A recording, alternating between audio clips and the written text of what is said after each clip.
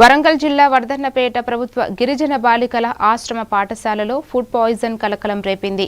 ఆహారం తీసుకున్న అనంతరం 25 మంది విద్యార్థులు కడుపు నొప్పి విరోచనాలతో అస్తవ్యస్తకు గురికాగా వారిని వెంటనే ప్రభుత్వ ఆసుపత్రికి తరలించి చికిత్స అందిస్తున్నారు.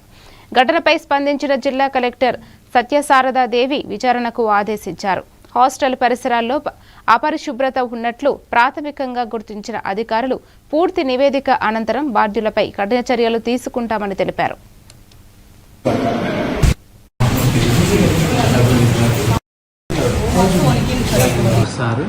సార్ను మేము కూడా వెళ్ళి పిల్లలతో కొంతమంది పిల్లల్ని కూడా అందరినీ కూడా అడగడం జరిగింది.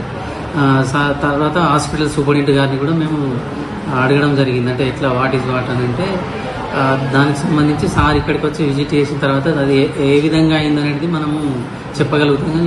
అంటే ఆ రిపోర్టు సబ్మిట్ చేస్తాము. అట్లాగే వాటర్ శాంపిల్స్ కూడా తీసుకుంటాం, కలెక్ట్ చేస్తున్నారు. వాటర్ శాంపిల్స్ వాళ్ళు కూడా డిపార్ట్మెంట్ వాళ్ళు వచ్చారు, వాళ్ళు కూడా కలెక్ట్ చేస్తున్నారు.